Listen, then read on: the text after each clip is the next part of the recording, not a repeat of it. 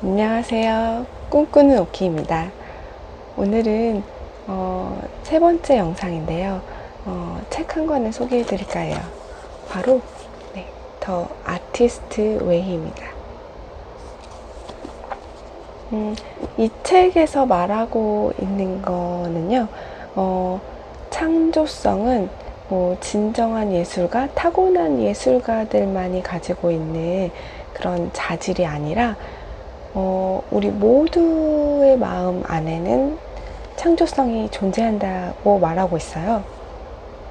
우리가 실제로 행하는 모든 행동들의 창조성이 이미 창조성이 필요하다고 말을 하고 있는데요.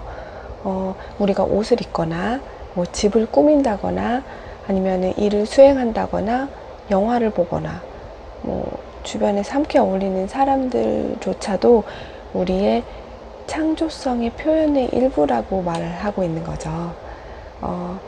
사실 이 책의 궁극적인 효과라고 목적이라고 하는 것을 이 책에서 말하고자 하는 바는 자기 안에 창조력을 발견하고 그 창조성을 더욱 자유롭게 표현하도록 도와주는 역할을 해준대요. 또 한 가지는 사람들이 가지고 있는 내재된 꿈과 욕망이 무엇인지를 알아내고 이를 성취할 수 있도록 계획하는데 도움을 준대요. 신기하죠? 저도 사실 제 안에 내면의 아티스트가 있을 거라는 아주 잘 모르겠지만 무언가 그런 믿음이 좀 있었거든요. 최근에 한 일주일간 이 책에서 말하고 있는 모닝 페이지와 아티스트 데이를 한번 도전을 해봤거든요. 여기서 말하고 있는 그 두 가지 실천 도구에 대해서 한번 설명해 드릴게요. 모든 사람들이 내면에는 창조성 아티스트가 있다고 했잖아요. 근데 그 에너지를 잘 쓸 줄을 몰라서 우리가 분노하거나 후회하거나 슬퍼하거나 우울하거나 아니면 무기력감이 들거나 회의감이 들거나 그런데 에너지를 써버린다고 해요. 그런데 그 에너지를 온전하게 창조적인 일에 활용할 수 있도록 하는 창조성을 회복해주는 두 가지 실천 도구를 이 책의 저자인 카메론이 말을 해주고 있어요. 그 첫 번째가 모닝 페이지인데요. 모닝 페이지라고 하면 아침에 평소보다 한 30분 정도 일찍 일어나서 노트를 한 권을 준비해 주세요. 잠시만요. 저도 예전에 팀버튼 전시에 갔다가 산 노트가 있는데 좀 마음에 드는 노트를 하나 선정을 해서 이렇게 빼곡하게 보이시죠? 네. 이렇게 아침에 눈을 뜨자마자 펜과 이 노트 하나만 준비해서 그냥 머릿속에 있는 생각나는 대로 막 적는 거예요. 글씨가 틀려도 상관없고 글씨를 잘 쓸 필요도 없어요. 이 책에서 말할 때는 틀린 모닝 페이지란 없다라고 말을 하고 있거든요. 이것을 하게 되면 자신의 내면에 솔직한 목소리 귀를 기울이게 된대요. 엉뚱하고 바보 같은 이야기도 상관없어요. 그냥 사소하게 오늘 세탁소에 옷을 맡겨야 돼, 아니면 오늘 청소를 해야 되는데 어떻게 하지? 이런 사소한 일까지도 그냥 막 적고요. 혹시라도 내부 검열관이라는 게 있거든요. 이런 걸 왜 써? 아니, 글씨를 진짜 못 쓰네. 맞춤법도 맨날 틀리면서 이런 식으로 자기를 계속 비판하는 역할을 해준 내부 검열자가 있어요. 근데 그 검열자의 의견은 전혀 무시하고 그냥 자유롭게 쓰는 거예요. 그런데 몇 페이지가 좋냐면 3페이지 정도가 가장 좋다고 말하고 있어요. 그래서 제가 한 일주일 정도 지금 계속 매일 아침 눈을 뜨자마자 졸린 눈을 비비면서 막 일단 자리에 앉아서 펜하고 연필이나 펜을 들고 세 쪽씩 적고 있어요. 또 한 가지는 두 번째 실천 도구는 아티스트 데이트라는 거예요. 이게 뭐냐면 그 내면에 있는 아티스트는 아직 창조성을 발휘할 기회를 얻지 못했기 때문에 아직 어린아이인 상태로 있대요. 그래서 이제 그 아이만을 위해 스스로 좋아하는 일들을 찾아서 일주일에 딱 2시간 정도만 시간을 할애하면 된대요. 예를 들어 바닷가라면 혼자 아침에 산책을 나간다거나 아니면 옛날 영화를 보러 간다거나 아니면 뭐 이 책에서는 골동품 가게 같은 데를 들려서 뭐 사소한 소품 같은 것들을 산다거나 그 어린 아티스트와 시간을 보내는 거예요. 그렇게 되면 그 아티스트가 점점점 자라나게 되고 그 창조성 어린아이와 내가 친해지는 기회를 만들어주고 그런 활동들, 경험들은 나의 창조성의 샘물이라는 곳에 자원으로 저장이 돼서 나중에 창조적인 작업을 할 때 그 밑거름이 되어주는 역할을 할 수가 있대요.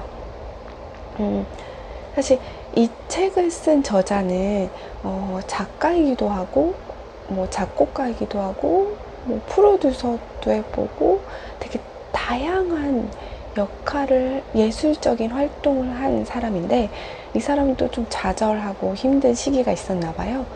근데 그 시기를 극복하면서 자기 안에 그 창조적인 아티스트가 존재한다는 것을 깨닫고 자기처럼 상처받는 아티스트들한테 좀 도움이 되고자 자기 소모임으로부터 출발을 했대요.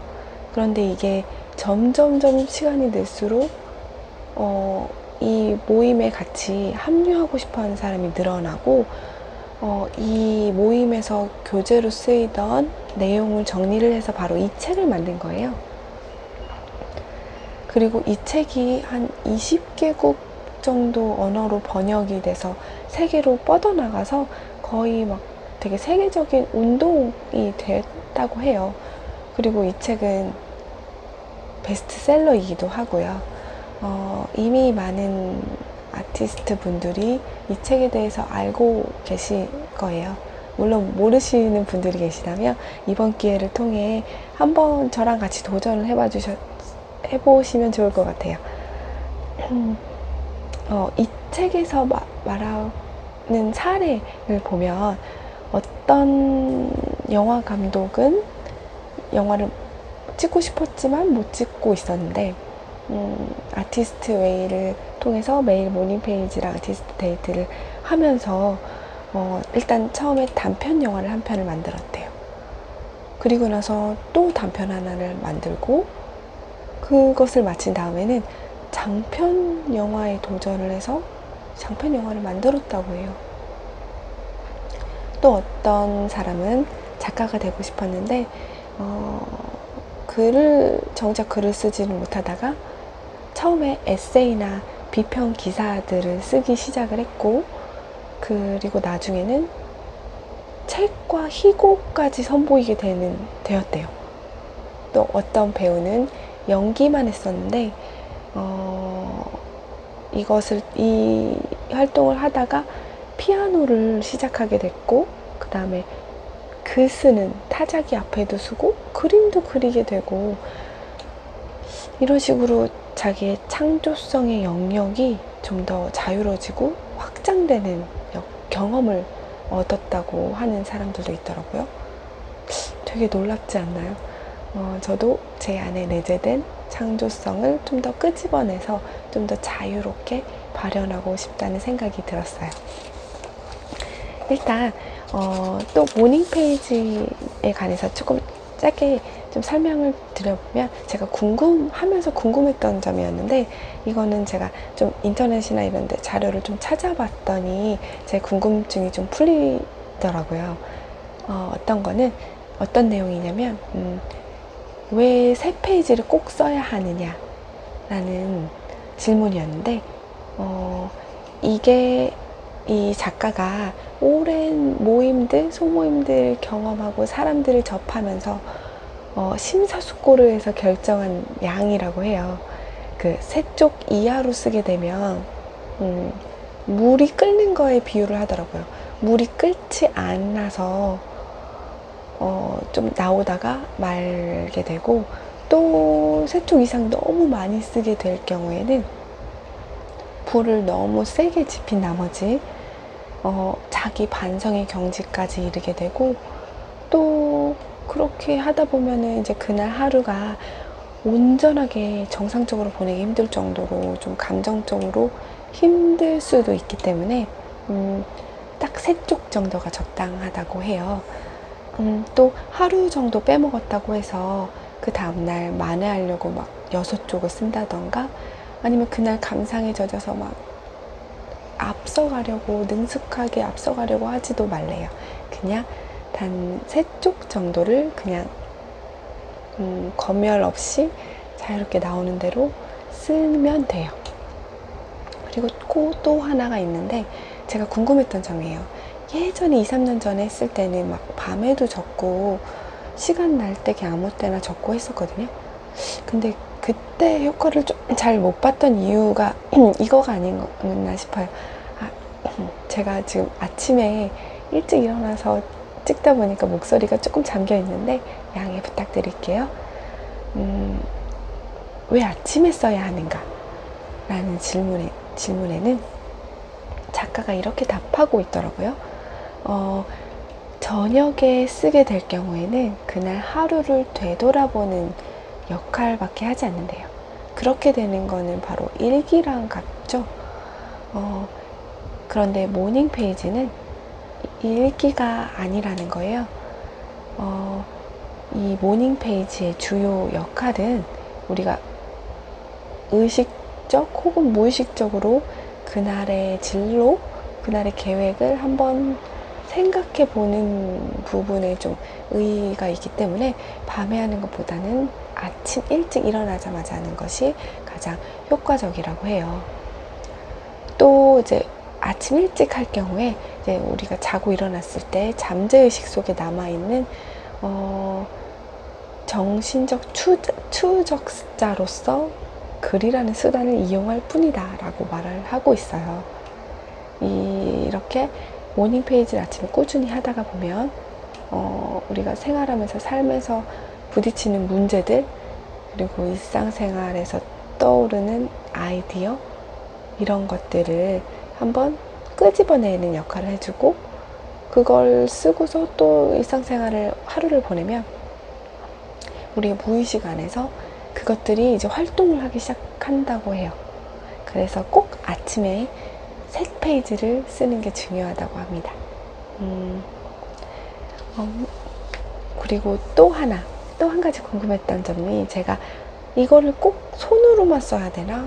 이게 시간이 너무 오래 걸리는 거예요. 세 쪽을 쓰려니 막 졸리고 막 누워서 쓰고 막 그랬는데, 제가 이제 경험을 해보니까 누워서 쓰는 것보다는 그냥 자리에 한 30분만 투자하면 되거든요. 30분만 자리에 앉아서 종이 연필이나 볼펜으로 써내려가는 게 좋다고 하더라고요. 그래서 그 이유가 뭐냐 했더니, 물론 컴퓨터로 쓰는 게 더 빠르고 손쉽고 나는 간편하다 하시는 분들은 컴퓨터로 써도 상관이 없대요. 그런데 이제 손으로 쓰게 되면은 이제 컴퓨터로 쓸 경우에는 이제 수정하고 싶은 욕구가 막 드는데, 손으로 쓸 경우에는 그럴 수가 없잖아요.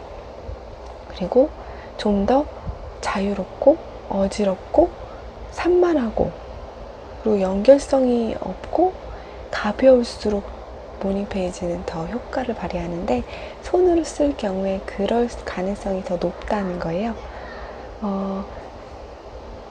그리고 운전을 하는 거에 또 비유를 하더라고요.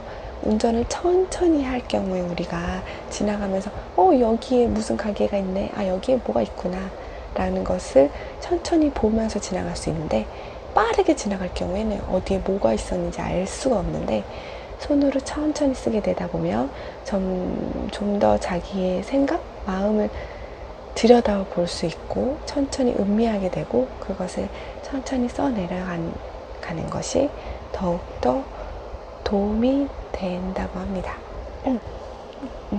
이렇게 오늘은 아티스트 웨이라는 책에 대해서 한번 설명을 한번 해드리고, 이렇게 내면의 창조성을 좀 끄집어내고 싶으신 분들에게 도움이 되는 내용이었으면 좋겠습니다. 이 책이 한 12주간 동안 진행할 수 있도록 매주 과제를 같이 내주거든요. 과제라고 해도 크게 별건 없어요. 예를 들어 첫 번째 주에는 과거로 시간여행을 떠나서 내가 창조성을 발휘하는데 방해가 되었던 사람 3명을 한번 돌이켜보고, 그 3명의 말이나 어떤 부분에 내가 상처를 받았는지 그런 걸 적어본다거나, 자기 내면의 아티스트한테 편지를 써보는 것, 그런 내용들을 일주에는 과제로 내어주고 있고, 이런 식으로 매주 한 12주 동안, 최소한 12주라고 해요. 12주 동안 모닝 페이지와 아티스트 데이트를 하면서 여기서 말하는 과제들을 조금씩 수행해 나가다 보면 어느샌가 자기도 모르게 창조적인 작업 앞에 앉아있는 자기 자신의 모습을 발견하실 수 있을 거라고 생각해요. 네, 오늘은 이 정도로 마치려고 해요. 제가 2개의 동영상을 올리고 좀 시간이 좀 흘렀네요. 좀 더 일찍 찍어서 동영상을 올리려고 했는데, 사실 찍었다가 마음에 안 들어서 다시 포기하고, 아이들이 방학을 해서 휴가를 잠시 다녀왔어요. 이제부터는 좀 더 꾸준히 일주일에 최소한 동영상 1개 혹은 2개 이렇게 올릴 수 있도록 좀 더 노력하도록 하겠습니다. 그리고 이번 주 토요일 날 영상 편집 원데이 클래스를 가기로 했거든요. 거기를 다녀오면 좀 더 영상 편집이나 이런 부분에서도 좀 더 발전된 모습을 보여드릴 수 있을 것 같아요. 네, 그러면 오늘도 말이 생각보다 길어졌지만 오늘도 좋은 하루 보내시고요. 네, 오늘 영상은 여기까지 하겠습니다. 안녕, 안녕히 계세요.